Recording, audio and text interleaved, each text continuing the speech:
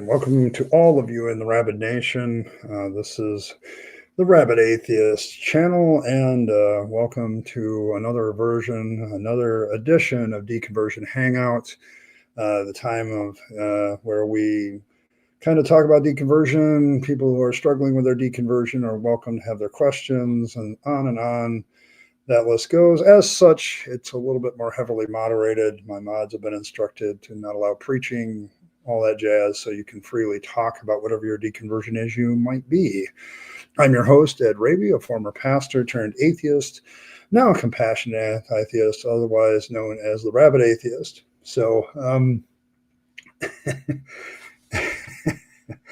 I don't know, Fred. I kind of headbang with that, our opening montage. It's fairly loud, but yeah, I get it. I want to make sure that everybody knows we're on. So there we go. Also, there's a goal in chat. That's just my polite, low-key way of asking for some cash for the stream. So if you want to get the Rabyd Atheist to wear a certain hat for the rest of the stream, then contribute to that and vote. So there you go. Let's see. Let's get a quick roll call. See who is here. Let's see. We have Fred Harvey. Senator Fred is here. Let's see. Evan is here. Yeah, you're early again. I don't know what you're doing. Yeah, you're in time for the theme song. You get to hear it. That's great. Yeah, we have rabbit metal here. We're starting a new metal trend, rabbit metal. So, see, Katie is here. Yes, welcome to a fellow infidel. Cranky is here. The elder gods have graced us with their presence. Let's see, who else we got? Oh, Rimmer's here. Good. I was wondering if Rimmer's here. Skeptic is here. Skeptic. The mighty Philbert. We're celebrating your tunes, by the way. It's a momentary jump scare is the music. Oh, yeah. It's metal. And I don't turn the volume down for the intro. I let it fly. Philbert he did a great song for me, and I'm going to proclaim it loud and proud and all that. So there you go. But yeah. Hey, Jova's here. This is Council Jova, by the way, for all the rest of you. Senator Fred thinks he's big, but Jova is a council, the one and only too. So thanks, Jova. I appreciate your support of the channel. So I always do. So thank you. And fashionably late, slightly fashionably late, the lap in which our Lord naps. I killed Earl. Welcome. So let's see. Get my presence gracing. No wonder you're. Yeah, I am. You got to understand something. When I got out of Christianity, this is very much a deconversion issue for me. Like, there's several things I do now on the reg that is all about like getting over my old faith of Christianity, and part of it is embracing a whole lot of other mythology. And I have always found the Lovecraftian elder gods a very interesting concept. What if there are really powerful deities out there, but they don't give a shit? Okay, so there you have it. And I just love that, the idea of the elder gods, and it's Lovecraftian stuff has just become part of my life. And of course, Earl is going to curtsy.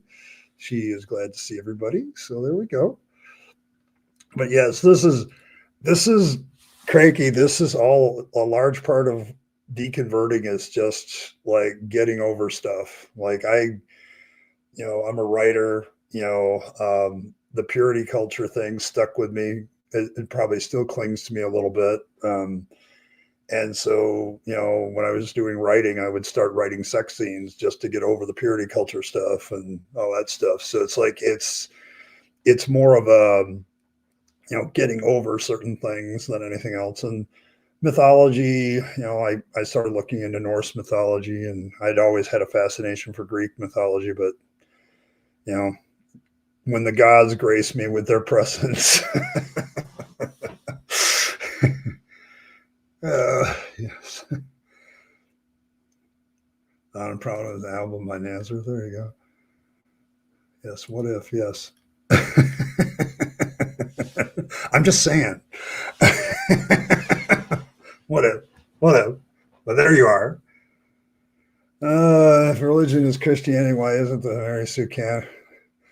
Oh, Jesus, the Christie. Okay. I don't know. I don't know. See, the problem I do have with like the Gospels as literature and why I don't find them as entertaining as I used to is because the hero of the Gospels is Jesus Christ, and you make a valid point. He's like all powerful from the word go. Like he doesn't have to learn anything. There's no hero arc to Jesus really until you get to the end, and then it's kind of abrupt. So if you really like look at the story, it's kind of like, okay.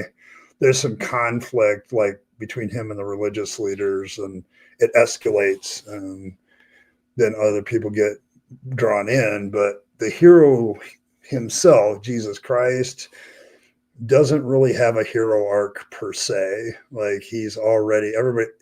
It's more of a is anybody going to figure out who this Jesus Christ character is more of the issue. The heroes in the story might be the ones that evolve and grow, might be the disciples more than anybody. So I I I agree. Like I think that kind of God makes more sense than anything else. So yeah, there's that one. So to me, that makes more sense. Like a powerful being. If Cthulhu is really don't want to know, okay, fair enough. But yes, the Lovecraftian stuff, I don't know. The thing about Christianity, though, Rimmer, you need to remember that a lot of American Christians, they look at the Bible and they'll quote Romans 13 at you if you question Trump's leadership.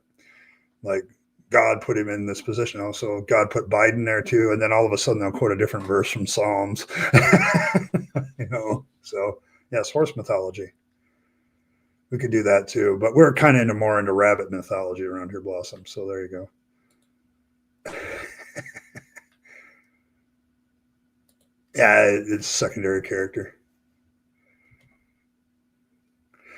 Yeah, that's the problem. Like I now read, I read the gospel because I have a job here on the Rabyd Atheist to debunk religion and all that crap, particularly Christianity because it's my specialty. But I have a hard time reading the gospels for entertainment purposes in certain ways, and it's because Jesus Christ as a character, he comes off as a cult leader who's already arrived. And so there's a good argument to be made as to whether he's actually the protagonist of the story. So there's that. But yes.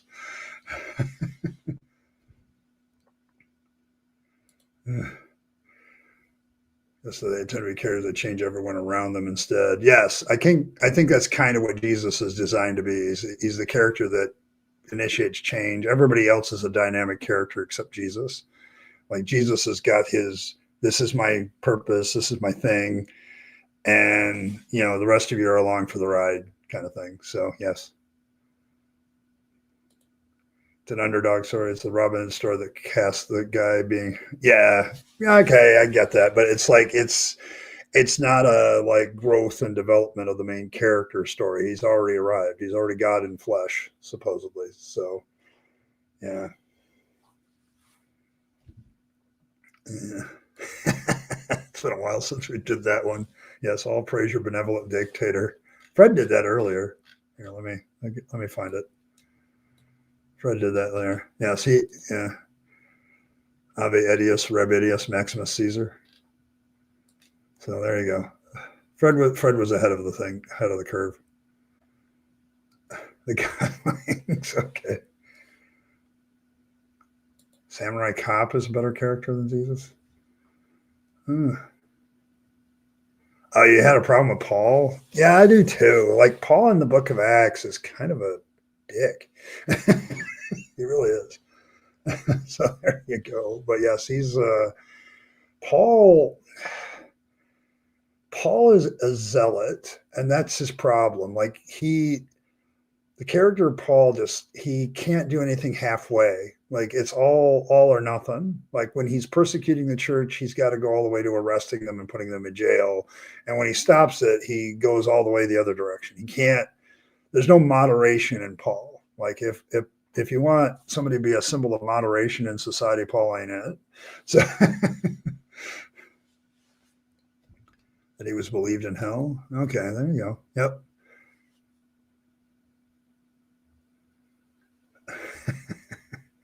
Flat arcs. I don't think they're as good as Culinary Tales kind of thing. Okay. Yes, glory to the Rabyd Nation. Had a good sense to have people write about how great he was. Instead, Paul wrote about how great he was. Yeah, that's probably true. Jesus was he believed in hell. Okay, there we go. Yeah, hell was kind of the problem for Jesus. Don't think about how terrible everybody in the Bible is. Starts to fall apart. Yeah, that's the thing. Like 7 out of 13 of Paul's writings are authentic. The other 6 don't fit him. They don't fit his theology. I discovered that when I was working on my master's thesis in seminary, that I ran right into that because I was working on 1 Timothy and trying to extract the theology of 1 Timothy about the church. And I suddenly realized something. There's a good probability that Paul didn't write it. so it was that moment that I realized that my Bible started to fall apart pretty much once I hit Bible college. It's kind of an interesting thing that happens to some of us. We go to Bible college and the Bible starts to fall apart. So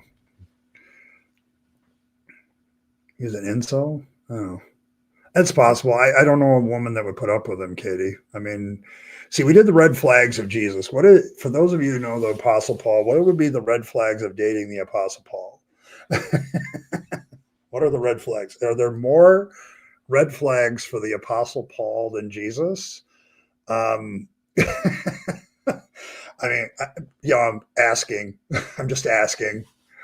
You guys in chat usually never fail me on this stuff, but what are the if Paul was a dateable option for you, okay, what would be the downsides of dating Paul? Like, what would be the red flags that would say, no, I'm not going to enter into a long-term relationship with Paul? So, to coming not in peace but a sword, and then wanting to set family members against each other and all that. Yeah, it's kind of a crap. Shut up, females. Yeah, that would be one of those red flags. I don't know. I mean, I'm see, that's kind of why I'm asking. Is there a point to dating Paul? Is that one of the red flags that there's no point to dating him? So, yes. I'm just, Paul was grooming John Mark. Okay. There you go. There you go. Shut up, field males line. Yeah, that would be one of them. You wouldn't be able to talk. Okay, as somebody dating Paul, you wouldn't be able to talk if you're a female. I'm asking. Version why people who wrote that, like, we're all holding conflicting views here, and there are secular and religious, especially some sides. So I mean, it's just puzzling to me, I guess, at the surface at least. Paul was always traveling. Okay, so Paul's he's always traveling, so that's a red flag. You have to wonder about some of these itinerant preachers, like any port in a storm kind of thing. So, okay, yeah, buzzkill. Yeah, of all the preachers in the New Testament, Paul is like, you better be about the business of Jesus. Anything else is a waste of time. Not realizing that a whole bunch of other things are required for him to do that. Like the Roman army to keep the peace of Rome, all the merchants that keep the food and stuff moving. And like, there's a whole bunch of people that have to be other occupations in order for him to do the work of the Lord, so to speak. So, yeah. You have a guilt fetish? Okay. Yeah, I guess I can see that. Yeah, if you're guilty of something, yeah, okay. It's all I could see a good grift and went for it. I think you might have a point. I think you might have a point. Oh, you believe Paul's son wrote the Cats in the Cradle? That's a valid point. That's a valid point. Like he's always gone, always busy.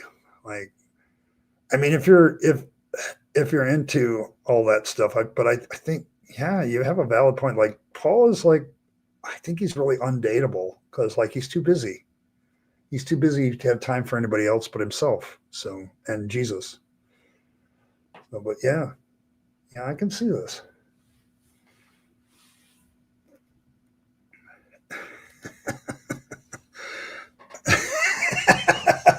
Yes. See, bringing this back to our deconversion talks that we have every Thursday, I'm amazed at how much more long term thinking I am than I used to be when I was a Pentecostal. Like when I was a Pentecostal, Jesus was coming tomorrow. And so long term planning of any kind, I just threw out the window. Like, what's the point? You know,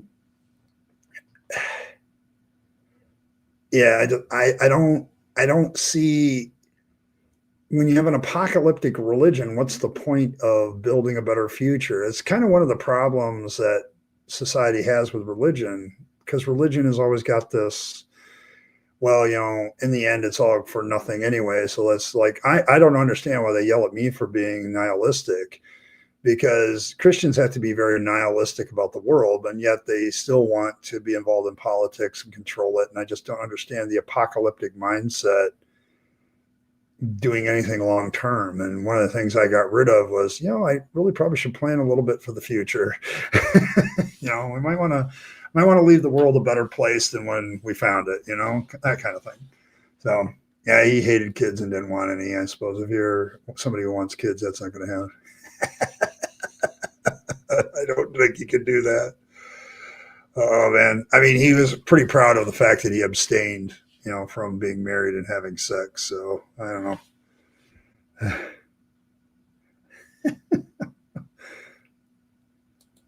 Yeah, there's a lot of sarcasm here. A lot of sarcasm.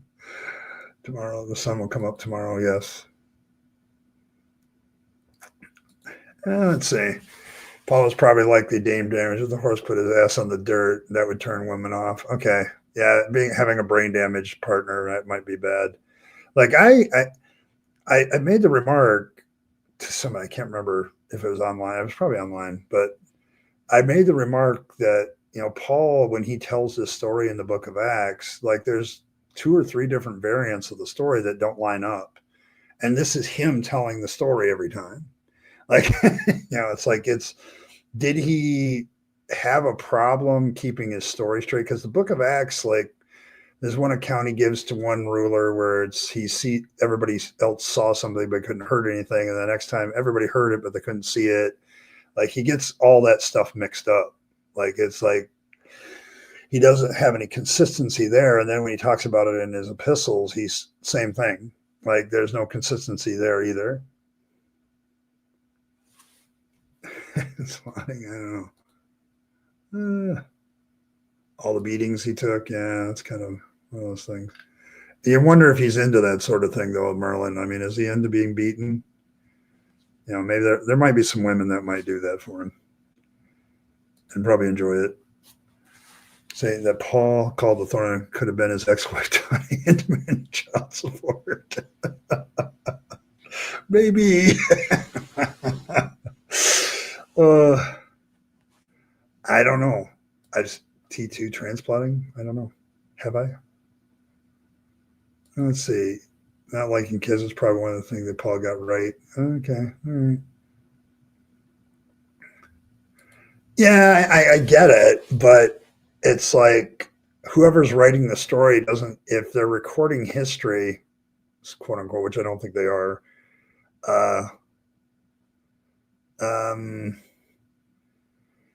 they don't do a very good job of it, or they do too good of a job of it, and they demonstrate that Paul is like all over the place. Like whenever he explains and gives his testimony of what happened to him on the road to Damascus, it's slightly different.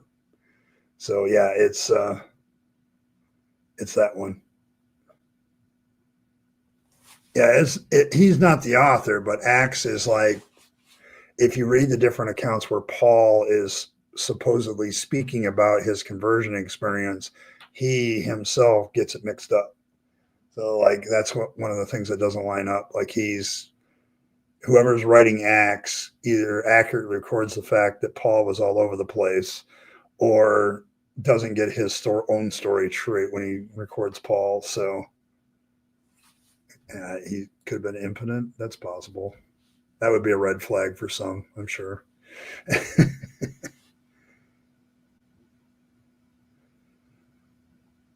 Let the children come to me. I don't know. See, Paul is a really weird. It's me and many other critics of the Bible have made this assertion about the Book of Acts. When you like want to use the Book of Acts as your proof of something, it's like you want to talk about for the Bible tells you so. The Book of Acts is it. And I mean, like there is no historical corroboration of anything in the Book of Acts. It stands alone. It's all by itself. Not any of the other gospel writers never thought to write a sequel. Only Luke, supposedly. So, hey, Rabyd, I see you there. How you doing? But yes, one of the things as a Pentecostal I had to get over was the fact that Acts was kind of a standalone. Like it's supposed to be volume 2 of whoever wrote Luke, but it really doesn't have any. It doesn't have any corroboration at all outside of the Bible. Like there's nothing. There's no, like you in the Book of Acts you have like Paul is like talking to several Roman leaders.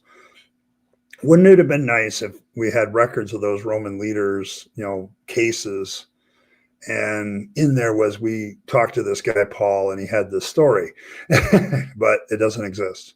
So, God seems to be very incompetent when it comes to proving his word of God is historically accurate. So, yeah, there have been critics of the Book of Acts that have made that like Christian, whoever wrote the Book of Acts just took the Odyssey and superimposed it on the Book of Acts. So yeah. The cheese is there too. Yeah, the Paul Bible sells me, so yes. Yeah, it is the book for us. I used to be a Pentecostal, and it was the book that we always turned to. Like we were the Book of Acts. If the Book of Acts had a 29th chapter, it would talk about Pentecostals. So it's like that's the way Pentecostals view it. Like it's the book for them. And the problem with being like back in the day when I was an ordained Assembly of God minister is like, and I'm also trying to be honest about what evidence we have for the Book of Acts. And it's like I'm shrugging my shoulders. Like I can't sit there and tell people that the Book of Acts is historically accurate because I don't have anything outside the Book of Acts that does anything. And for Pentecostals, this is particularly damning because they believe all that stuff still happens. The tongues, the prophecy, the casting out demons, the whole schmear like is there. And for people that are coming out of the Pentecostal church, discovering that the Book of Acts is like kind of just a story, and that kind of makes the Book of Luke kind of just a story. It's really hard for them. Like they have a hard time gripping that. So yeah, the idea is for Pentecostals is that the Book of Acts never really ended. And if you want to know where the real church is, according to Pentecostals, it's wherever there were miracles and displays of power. That's where the real church was. And any church that doesn't have that is a dead church to them. So it is an unfinished story too. It kind of ends in a weird spot. And the theory behind that from a lot of, Bible scholars that sign those statements of faith so they don't get fired is that this is where the writer finished writing because that's where they were. Like that's where they were. But a lot of other people are saying like, I don't know, maybe the story is just, yeah, we were. Yes, we were. I'm going to tell you, like, I know Earl and I are going to do a Halloween thing, and Earl wants to talk about her witchy woo, but it's like, I want to tell you something. There's a lot of correlation between witchy woo and the power that people think they get from that and the power Pentecostals think they have in Jesus. Like, it's, you really do believe that you have that kind of magical quote Bible verses, like spells kind of power. And so when you come out of that, it's like, oh, I don't have any of that anymore. And so, yeah, it really is. It really is the book that doesn't end. Like, there was a ministry on Trinity Bible College campus, the one I graduated from, called Acts 29. And their whole purpose was to pray and create an atmosphere that was similar to the book of Acts so it could continue on. Like, this is what people believe. Okay. Like, this is not, it affects our reality because sometimes you're talking to somebody who's a former Pentecostal and they believe this stuff. Okay. You got to remember that. Okay. Like, they believe that if they pray for you and quote Bible, that's why, sometimes my mods, they come and my chat gets full of in the past, it's gotten full of theists just quoting Bible verses. That's what they believe is happening. They're like using it like a spell. Like, if they quote the Bible enough, it'll break down my hardened heart and I'll come back to Jesus, so, but yes, that's how they believe it. But Acts 29 was one of those ministries on campus where they were always trying to create the atmosphere of the book of Acts. So, what about Stephen? Paul was holding coats of the men who stoned Stephen, right? As a Pharisee, was that his way of getting the job done, but not actually getting his own hands dirty? Or let's see, or did that just mean he gave approval of it, not literally holding the coats? There's some scholars will tell you that both answers are true. But the real problem, as I said with the book of Acts, is it's hard, but holding the coats they would have taken off their coats to stone somebody. So it could be a literal thing, but it's also like, this is a young Saul of Tarsus as displayed in the story. So he's like giving his consent. He's helping the people out that are stoning others. So wonder how long they would persist. You'd be amazed, Robin. You'd be amazed. The power of belief in something is amazing in the Pentecostal church. If you have never been to a Pentecostal church and watched a prayer service where they pray for everybody, you have not lived. If you want to know how persistent people will be in their beliefs, just go there. Like, I've lost track as a Pentecostal pastor. I lost track of the number of people that just spent their time they would pray for something and they would immediately turn it into something supernatural. Like, they always had a supernatural explanation for everything. And it just gets really, really weird. It's absolutely weird. Go get your coffee from you Pharisee Joseph's. Yeah, I could see that. Yeah, missionary Baptist, kind of the same. I mean, when you sit there and when you're dealing with belief systems that are pretty tight, it is hard. You see everything through that lens. And this is one of the things I had to get over, was seeing things through that lens. Like, it's like, and luckily I kind of had a transition in the fact that I moved from being a Pentecostal, just being a regular Christian, so to speak. And so I could start to see some of the woo of it. Like, it's like, but even in regular church, there's woo. Like, no matter what your view of communion, for instance, there's some woo that happens at every communion service. Like, there's Jesus's presence is there, and he's there to do this and that and the other. So yeah. Hey, Dave. Good to see you, Dave.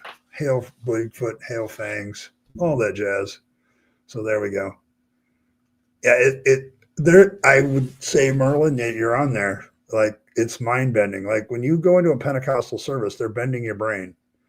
They're making you think some things are. It's the greatest collection of an atmosphere that involves A, gaslighting, B, confirmation bias, and C, a bunch of woo stuff that is emotionally laced. So yeah, it's really, really that.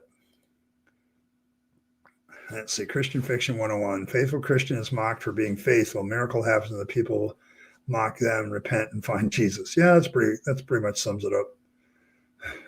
So there you go. Well, it depends. Like, Paul's claim about himself and some of the authentic is that he was a Pharisee of the Pharisees. So it's like, he makes that claim. There are some people, remember, that have questioned whether he actually was a Pharisee or he made that up. Like, let's think about this.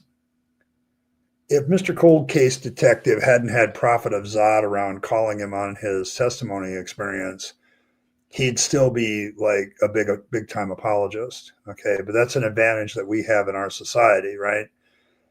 How easy would it be to claim to be something back in the day when there's no way to authenticate that? Like, you could claim to be anything in the ancient world. You could claim to belong to any group.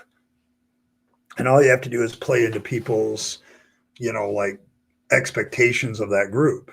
You wouldn't have to even be there. So like, you could claim to be a Pharisee, okay, and you're part of the Pharisaical order, and it would be fine. Like, who would know? How would anybody know that you were lying? Like, you don't have any way of double checking that or looking back into somebody's backstory or whatever. When Paul shows up to a town, he can proclaim himself to be anything, and without any context to that with the people, people are going to believe it. So yeah. See you later, Evan. Have a good one. Battling tons of you have to convince yourself to convince everybody around you. Yes. Yeah, I've spoken in tongues before on my channel in a video. I can still do it.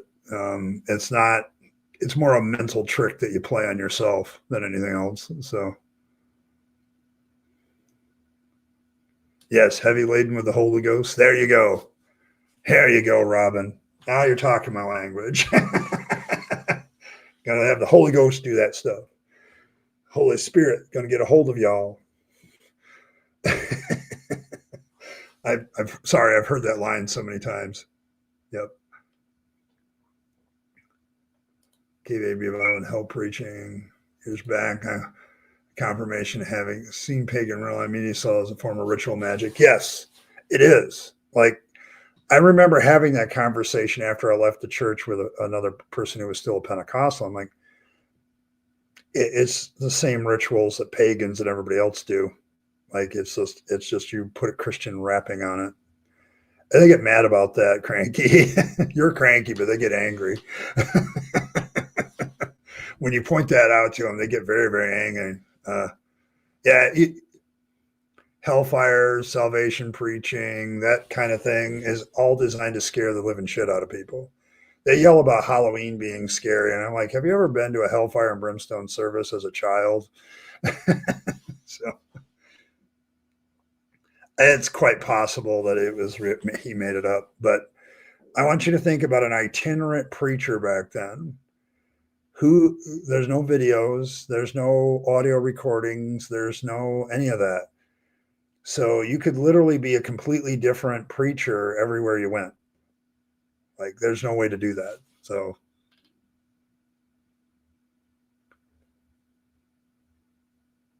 I may not, but the Pharisees were like an order within the religious leadership. So it's quite possible that it would have meant something to the Jewish population of a community, but it sure as hell wouldn't have meant anything to a city in general. So titles only mean something to whom they mean something. Christianity is different. It must be true. Nope, it's not. Same old stuff humans invent, promote their tribe, exhort power, and fake answers to real problems. Yes. That was the problem that I eventually had with being a Pentecostal, because like Robin is pointing out that, she's a missionary Baptist. They believe in the Holy Spirit too. They do revivals much like Pentecostals do too. It's just it's more of a Baptist theology as compared to a Pentecostal one. So it's like there's no, a lot of different groups do the same thing. Like when I learned Pentecostal history when I was in Bible college, it's like the holiness movement of the 1800s was big there. The reason why like the Assemblies of God is still teetotaler as far as alcohol is they were in the middle of the temperance movement and they were part of that. And so it stuck and it's part of their heritage. So that's the only way. Other Christian denominations like Jesus drank wine, everybody drank wine. What's the big deal? And, but not Pentecostals. No, you got to be pure. Heavy lift. Oh, sounds like a name of a tavern. You could do that. I don't know. We got a lot of names for taverns over the years on this channel. So there you go. Depends. I guess if I was a preacher, let's say I was Paul Rimmer, I would explain what a Pharisee is and how involved I was. I would, much like he does in the writing, explain how he's, persecuted the Church of God and now he's been convinced that it's true. So yeah, it's kind of the point is, if I'm an itinerant preacher back in the day in the ancient world, I can get away with a lot. Okay, like nobody's going to double check me.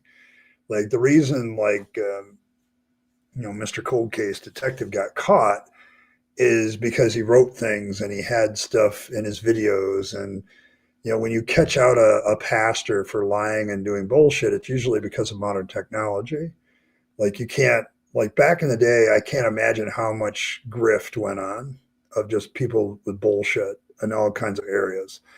And it's only like when you can catch them now that you can do anything. But yeah, I think if I was Paul, I would pull out the Pharisee card if I'm moving into a Christian church that's mostly Jewish, because then I can clout that as my credentials. And if nobody's going to check up on me, then fine. I can do whatever I want. Choose your poison. No sleep. Think handling one that only speaks Pentecostal annotation voice. That's a rhythmic flow.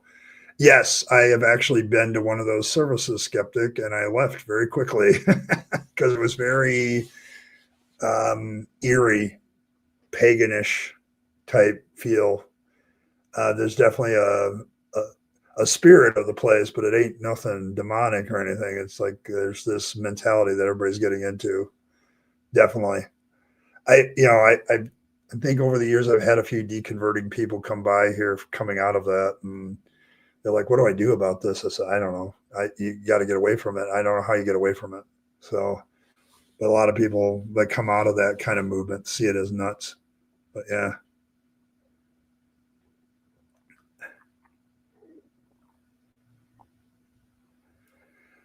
I had his whole sermon to explain the Gentiles what Pharisee was. Yes, he would have had to do that with Gentiles, but not with Christians.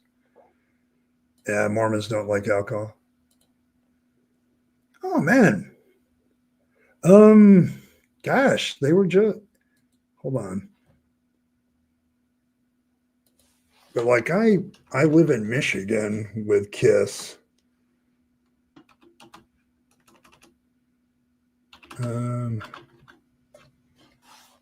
But yes, hold on. Here, let me a long time ago in a galaxy far, far away.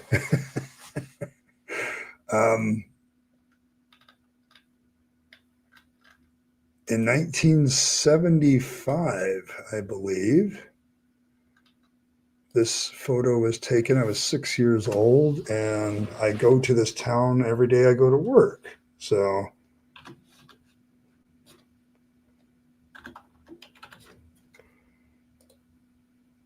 but yes, KISS is kind of part of the local mythology around here, if you will, the local. We've got to go. We got to talk to Yahweh. But yes, the town in which I work, KISS hails from there. Like some of the band members hail from that town, and that's like their hometown. And in 1975, they flew in on a helicopter, landed on the football field, and did a concert, okay, for the locals. And so Cadillac, Michigan is still part of KISS stuff. So, but yes, people, I know it's Detroit Rock City, but KISS still has a soft spot in their heart for Cadillac, Michigan, because they're that's where they flew in a helicopter, landed. There's a plaque on Cadillac High School campus to that event by the football field. I know I've seen it because I played on that football field a couple of times when I was much younger. So, but yes, but yeah, it was a big moment for that area because I think two of the band members come from Cadillac, I believe, in the past. So you got to go talk to Yahweh. I would go talk to him too. Yeah, definitely. Died Thursday, October 16th, reported being life support following recent fall at his home. He was 74. Yeah, I mean, I get it. Yeah, I get it. But yeah. Yes, Detroit Rock City. Yes. Yeah, but the band KISS had its fondness for the state of Michigan and for the town of Cadillac and Detroit. Detroit back in the day was rock and roll central, so definitely. Yeah, I'm trying to find a.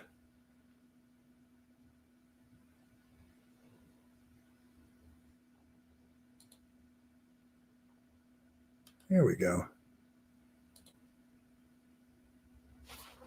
Here, let me.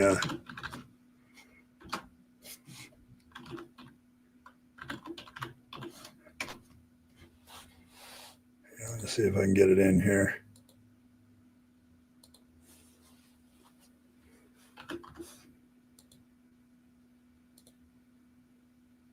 Yep, this is KISS on October 10th, 1975, Cadillac, Michigan. So, and this was taken the day that they flew the helicopter onto the high school football field. So, a long time ago. Yeah, Gene Simmons was born in Israel. He's not one of them I'm thinking of, but some of the band members hailed from Cadillac, and so. But yeah, they have a special moment when they flew into that town, and they did a few gigs there in their early days. So.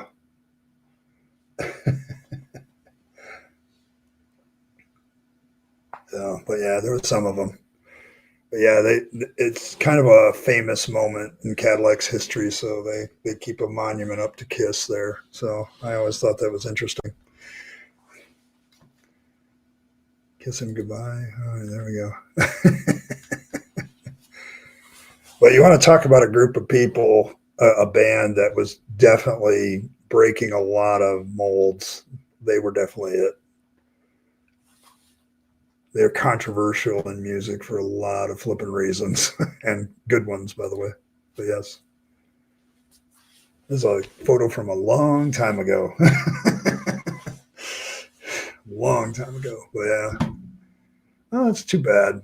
See, the thing is, I've reached an age where I guess every time I turn around, somebody famous is dying. So it's like that I knew from my childhood or my youth and band members and all that stuff. So, so yeah.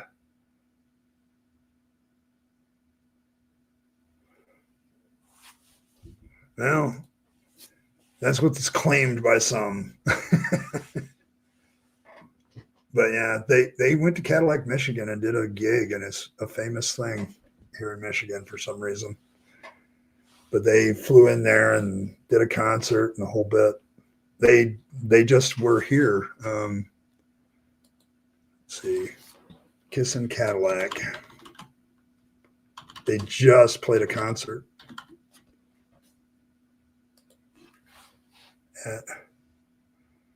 Yeah, there's a Cadillac Kisses monument. You can actually go visit it.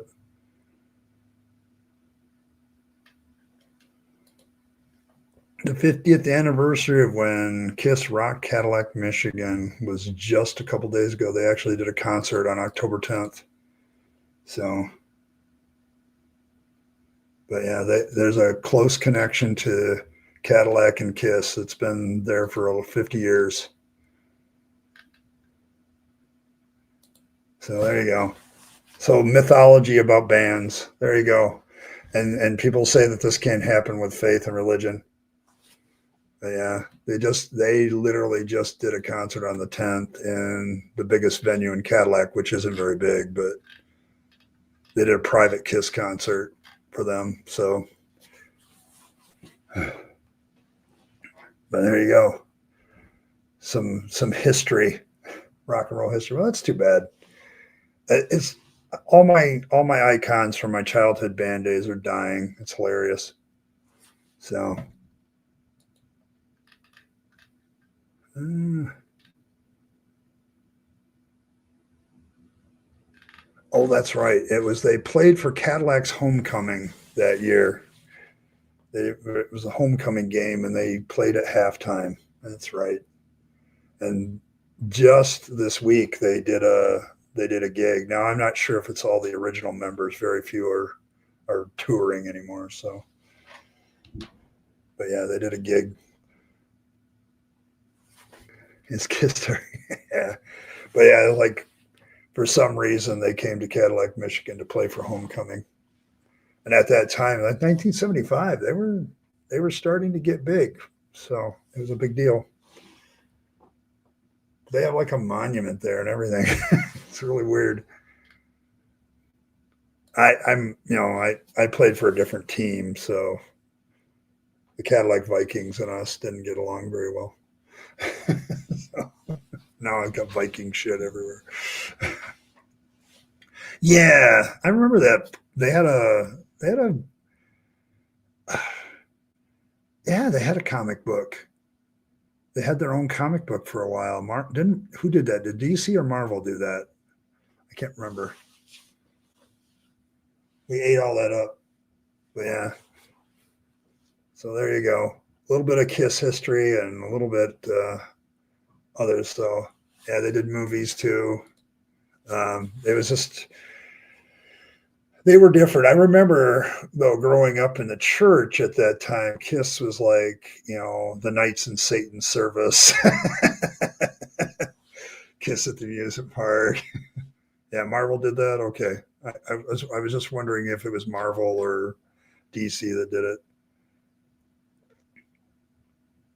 Correct my spelling. Oh, the Family Guy, Christmas Gang. Oh, you've seen Kiss 4 times? All right. See, this is Asho's era. Okay, he's a little bit older than I am, so this is his era. Kiss is kind of his thing. So, but yeah, they were just talking that who is it? Ash died, I think, or Ace. Yeah, Ace Friendly died. But yes, this is for you, Asho. I'll put this back up again.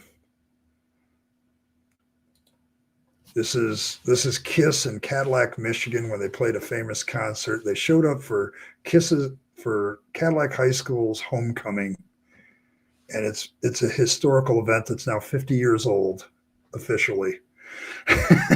So, and they played a very famous concert after the game was over, and everyone gaga about it. There's a plaque on the football field for this still to this day.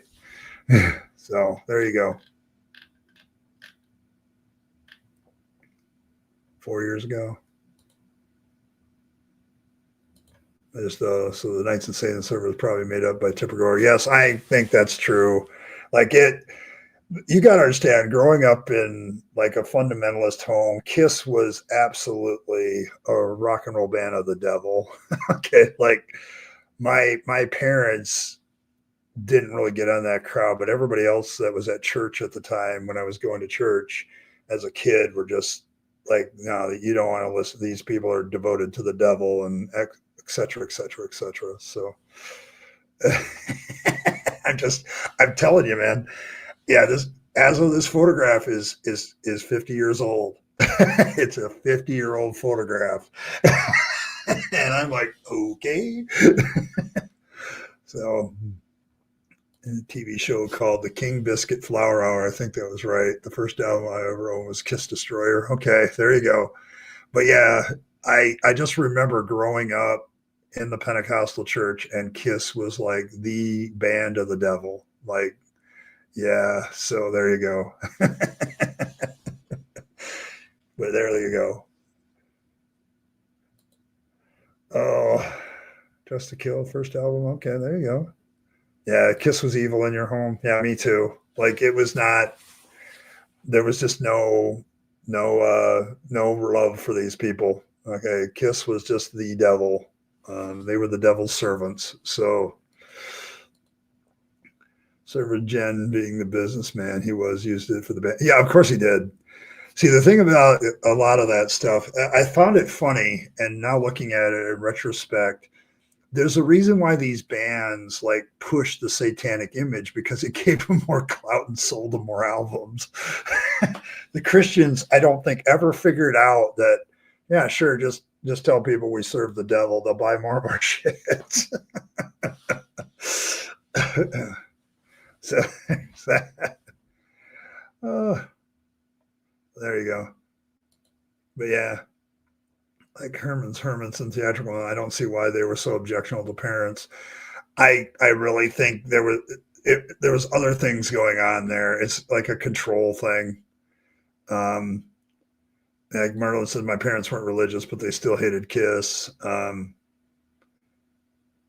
Yeah, they were very sexual in their lyrics, which is odd considering the 1970s.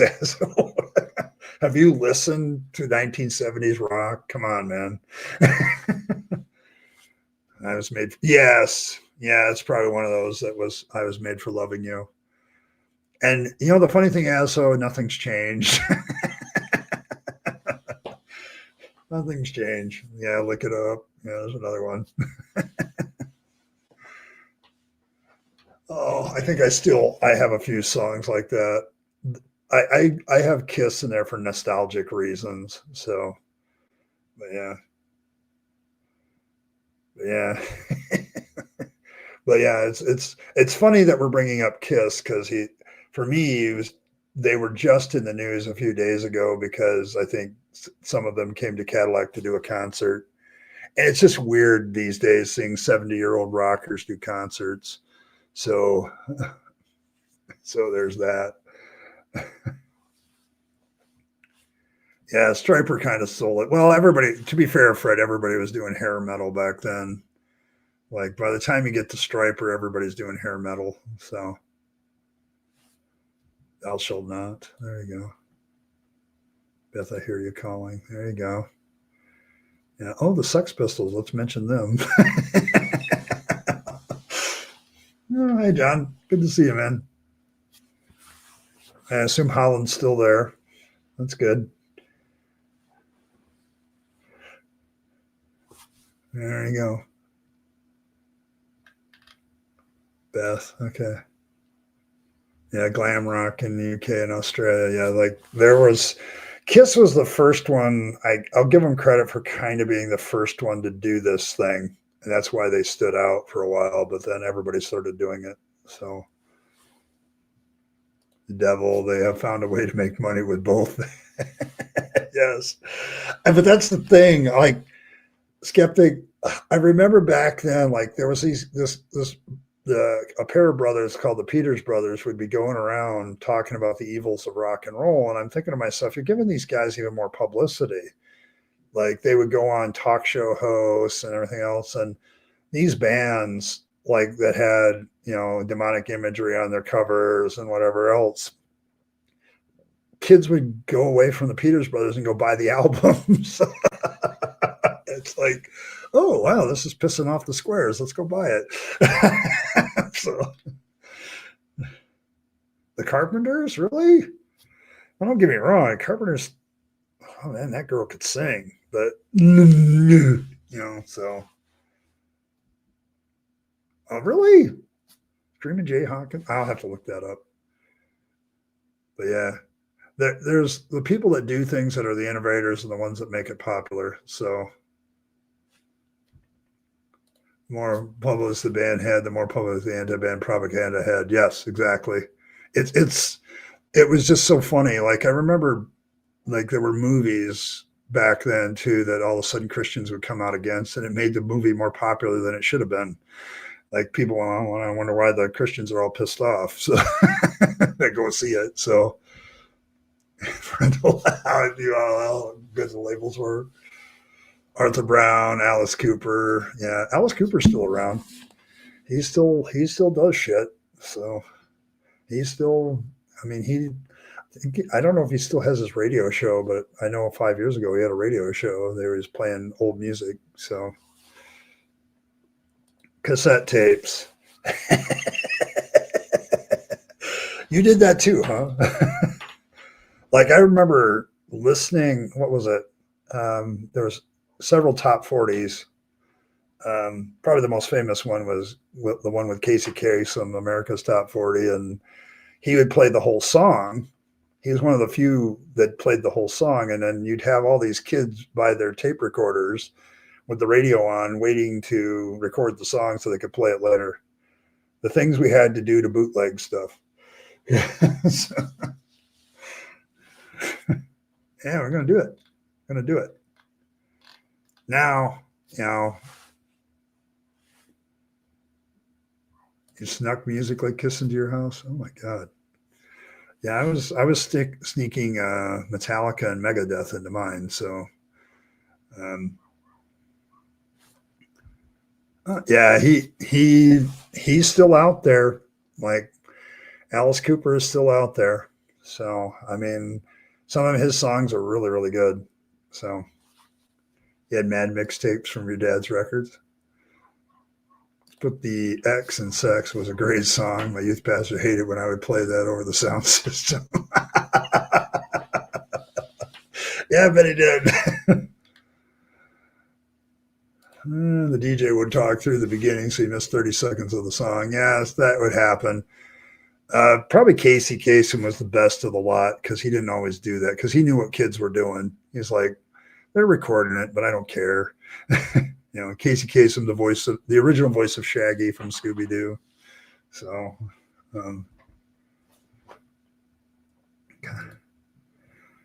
spent most of her pocket money on blank tapes.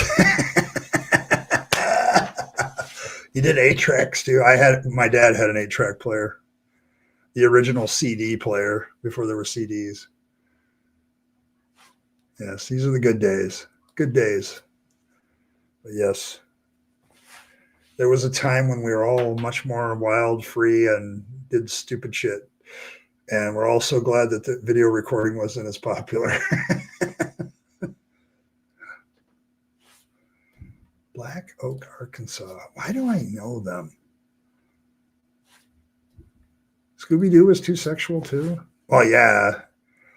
Okay. Does anybody else think it's weird that every time Velma lost her glasses, she ended up on all fours looking for it, and the way they would do the cells for the animation always seemed to kind of put her in a kind of compromising position? Or is that just me? Because I know I used to, as a young man, used to wait for those moments. So there you go. I'm still a Velma fan, by the way, more than Daphne. So probably for that reason. And songs by recording radio stations on cassette. I can see that. Yeah, you know. Yeah, I mean, Fred and Daphne would disappear on their own. They would always go away together. The weirder part still remembers when Fred, Daphne, and Velma would disappear from Shag and Scoobs. So you got to ask what's going on there.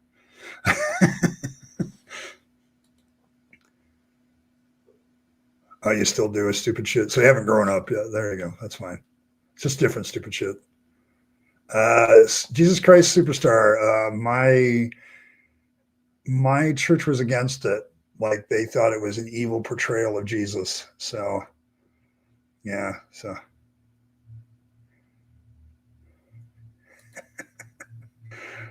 as doing the name Scooby Doo. Yes, all the monsters were humans, and teamwork was a good thing. Yeah, Jesus Christ Superstar, the Mormons probably hated it too, supposedly. Growing up is way overrated. You never sneaked such music in my house.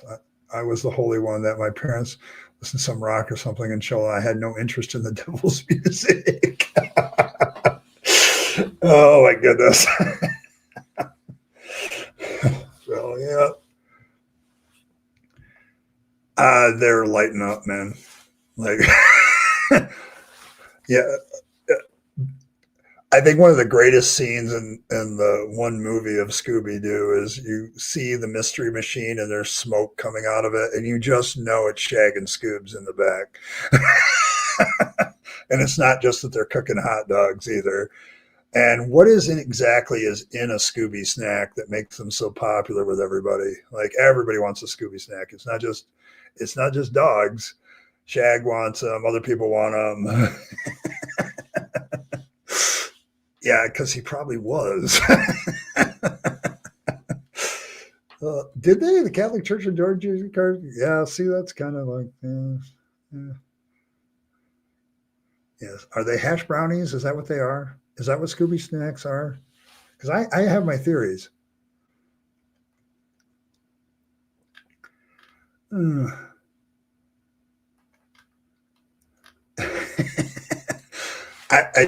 I I get it. Like I was always trying to be the good kid too, Fred, when I was in the church, but music is what took me off of that. Like I had a huge collection of Christian rock. Like I must have had like 600 cassettes of different bands and stuff, and loved that stuff. And that was more cover because I was also had a collection of really good stuff that was secular that I knew my parents wouldn't approve of. So there was that too. Yeah, hash brownie. You don't believe him? You don't believe him? Skeptic? You think he might be being sarcastic? Is that what you're saying, Ray Ray? Yeah, I like once again, same for Shag and Scoob are both hungry all the time. I'm telling you, they're token up. It was because you got to ask yourself the animators at Hanna Barbera, what were they like? What were they trying to do to all of us kids? You had to throw something in there for the adults, but it also had to kind of go over the kids' heads to a certain extent until you get to a certain age. So like a lot of cartoons are that way. A lot of like you watch Disney movies and they're that way too. Like there's stuff in there. It's like, okay. Um, there's definitely some adult moments and all that stuff. So pandemic, several stars got together, made a video imagined by John Lennon. People attacked them for singing an atheist song. That's probably true. Yes, people did that. uh, I think my favorite thing though with backmasking was Robin Williams in Good Morning Vietnam when he literally did a backmasking as part of his broadcast where he made it up on the fly, and it's one of the most hilarious moments in the movie. Freddy is the devil. Freddy is the devil. So I still love cartoons. I still watch a lot of stuff that's cartoon based. So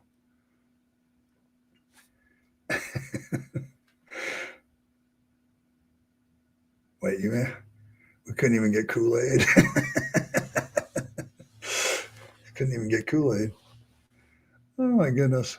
Still like cartoons yet? Scooby snack and listen to Weed Eater. I came a leading Bible study in high school, and neither of my parents went to church. I wore long sleeve shirts and never showed my arms by the time I was 17. Skeptic, I feel bad for you. That's some serious deconversion stuff there. Like, I remember like how they would do things in the Pentecostal church, skeptic, where it's like every little detail of your life could either be holy or unholy. And for a while I was that. And then after a while, I'm like, I can't keep this up. It's killing me. They called you a preacher in high school? Oh man, I'm sorry.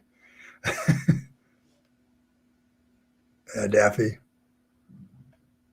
you and Garibaldi are alike with Daffy Duck. There you go. Premise has always been secular. Yeah, there's some Christian music that's okay. You're in deep? Okay, there you go. See, so we're going to cleanse your soul with a picture of Kiss. There you go. Yeah, it's there are some Pentecostal kids that like have no childhood, they have no youth, they have none of that stuff. It's for me, I look back at it and I go, I was always like sneaking in. I just became a very sneaky Christian kid and youth person. Like I could get my stuff, uh, and all that stuff. I agree. Fangs is much more cute. Hey, and speaking of which, before I run out of time, I want to. This is a very cleaned up version that the lovely I Killed Earl has done for us of Fangs. So there you go. There's that one. Yeah. I mean, a lot of stuff like that. Yeah, I mean, so there you go. But this is a clean up version of Fangs where you really get a 3D effect on this one. So I had to applaud the lovely Earl. So it's got the wrong finger up. Well, we're trying to keep this, PG, John. So, but yeah, this is Earl's cleaned up version of Fangs, and I thought it was really well done. So we have the cutest deity, I think. Of all the deities that are cute, this is definitely number one. So yes. There you go. All hail Fangs. Fangs has 3 fingers. Well, he has to morph. Like Fangs' real form is some matter of theological debate. Okay, so like, is this his real form, or is he a true rabbit in his real form? But he can morph in between looking like a human and looking like a rabbit and everything in between. Yes, you updated the Mormonians too, didn't you? So there you go. I gotta here. Hold on. That's another one too. I think I put that in here somewhere.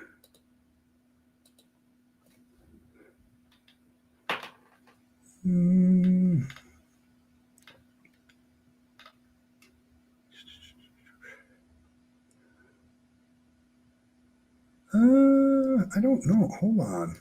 I don't know that I did, that I uploaded that one, Earl. So hold on just a second. I will get it. Oh, I just saw it. I'm going to make sure.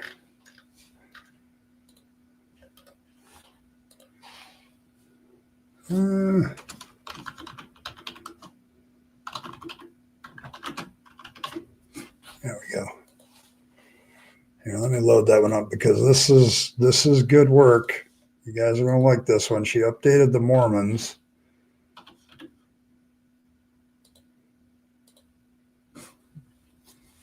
But this is the new updated Mormons, and she did a lot of those onions as well. So have been updated. If you look here, let me put this a little bit bigger.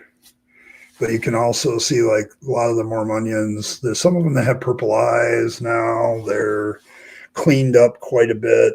Like this is really a very good picture now. Earl is really coming into her own as an artist, and I really love it. So yeah. Trying to imagine an 8-armed Fangs. Fangs the Destroyer. Yes, the Mormonians are back. There they are. I knew you'd appreciate that, Ray Ray. So, but yes, the Mormonians. Yeah. See you later, Fred. You have a good one. See y'all Saturday. Yeah. Thanks. I'll see you then. Curse of his future self that made him a rabbit, like Franklin Richards limit his powers. Yes. Well, the thing about it, skeptic, is we welcome heresy and theological difference about Fangs. Like, we just know that all religions eventually go into heresy and go into some false form of it or some divergent form and denominations or whatever. And rather than fight all that, we've just embraced it. So, so there's that. There's that aspect of it. But yes, I remember the original version of this, Earl, and I remember the first time I saw it, and I literally laughed for like 5-10 minutes straight. Like I couldn't stop. And now that you've cleaned it up, it still gives me a giggle, and it's still there. And I have to say, hats off, many head pats to Earl for this one, because this one is just so funny. It's just really, really good. So there you have that. But this is the cleaned up version. There's a lot more detail into it than the original one. So, but I've always loved this picture. This is just hilarious. You got all the Fangs has that, oops, I think I ate one of your brothers or sisters look on his face. And so there you go. With the Mormonians. Yes, the Mormonians.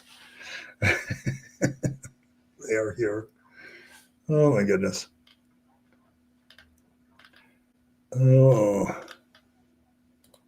I mean, one man, as many wives can be afforded, and of course, the dozens of children. Exactly. You have figured it out. And there's a lot of symbolism in here too with the Mormons too. Like, so, but yes, all these kids, the 3 wives, the very happy man. This is Mormonism. There you go. See, but the Mormonians have returned. Ray, this one's kind of for you, I think, a little bit. So, but yes, and I've always loved this one. This is one of my favorites. So, one man, many wives as he can afford, and of course, dozens of children. Yes.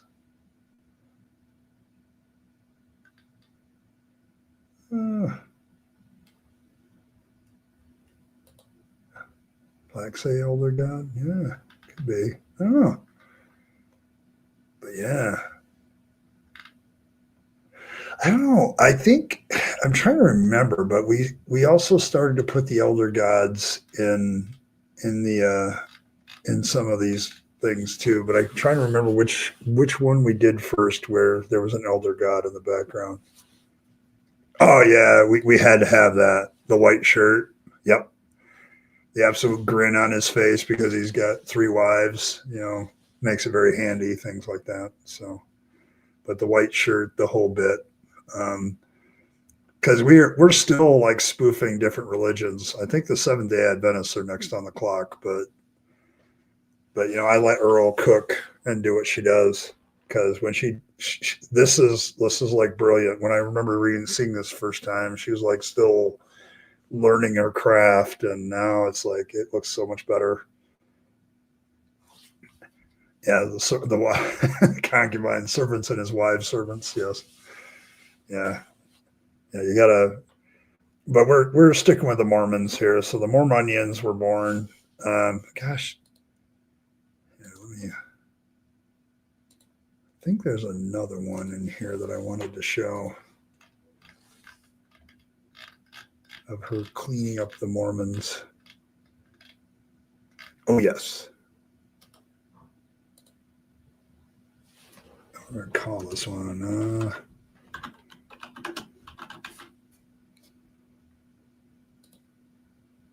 Here, let me.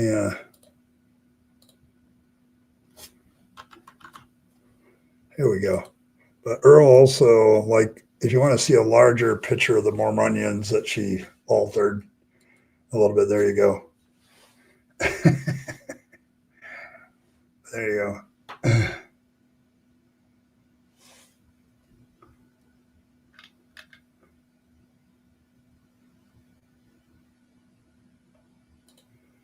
The image of Fang's eyes make the onions cry is like snake that bid Pecos Bill died of poison.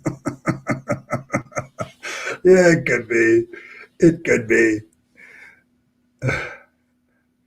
Yeah, he looks you're right. He looks so horrified. It's like, what happened? What did you do? Oh my goodness. One of the 50 kids, yes. Yeah, well, children are a blessing of the Lord. Oh my gosh.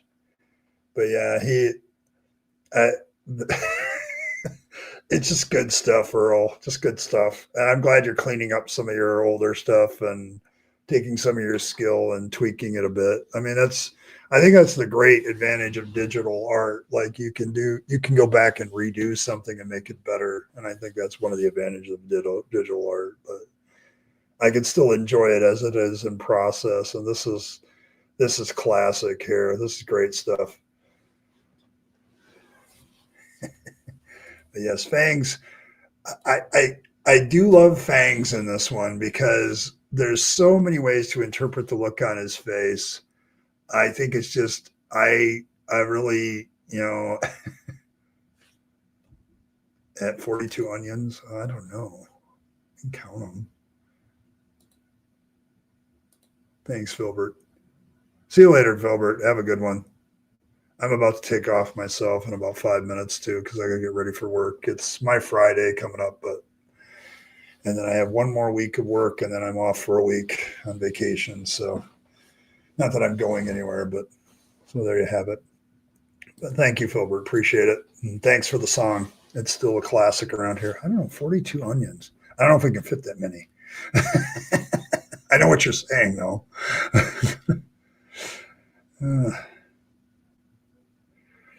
17, 18, 19, 20, 1, 2, 3, 4, 5, 6, 7, 8, 9, 10, 11, 30. I think there's 30 something in here. There's 30 onions. It's a little short. I don't think I've counted either. Here, let me 3, 4, 5, 6, 7, 8, 9, 10, 11, 12, 13, 16, 17, 18, 19, 20, 21, 22, 23, 24, 25, 26, 27, 28, 29, 30, 31. There's 32 onions. Yeah, we're 10 short. So there you go. Well, you gotta count the adults too. I think I counted 32. So, but yes, there's quite a few. There's like 28 kids and 4 adults, I think, if I'm reading it right. So that would mean every female Mormonian, every wife had 10 or something close to that, 9 or 10. Poor ladies. Yeah, 34. Why did you miscount? Okay, I must have miscounted too. But yeah, so, but yes, yeah. But there you go. Yeah, but you feel sorry for all the lady onions in here. That's a lot of onions. All right, folks. I have to run. They could be buried in the grass. That's possible. Maybe they haven't been pulled up yet. But yeah, I counted 32. So we're 10 short for the 42, but that would be another hidden message in multiple ways. But yes. But yeah, I got to run myself. I got to get ready for work and do all that stuff. We will be broadcasting Saturday. I'm earnestly looking for a video of a pastor actually preaching on Halloween that I can break down, so we can have another sermon breakdown. Because it's not just about the ideas presented about Halloween. I like to show people what preachers are doing with their technique too. It's not just about the words they say. So I want to try to find something that does that too. But thanks everybody for stopping by. I appreciate all of you. May fangs nibble on all of your hearts. May he sink his fangs into all your vegetables and purify them from religious corruption. May you know his, the joy of following his fangdammits or not. You don't have to. There's no kind of narcissistic demand about that. So thanks for all that. Make sure you leave a offering of a carrot out for fangs on occasion, and it is the most holy of vegetables, and make sure you circumcise it to make it even more holy. That's always very, very important. And nom nom and all of that. Thanks to all of you who came by. I want to thank Joshua, and we have Cranky and Fred and the mighty Philbert. Thank you all for the donations to the stream. I appreciate that very, very much and all that. And as always, live your best life. You've only get one go around and then it's over. So you want to take all your time, money, and opportunities and spend them on yourself, the people you love and care for, and to make this a better world. You'll be happier if you do. And don't waste them on the trappings of religion and faith, because that's a dead end. You'll end up crying like the Mormonians. So make sure you don't do that. And as always, folks, thanks for stopping by, and I will catch you all next time.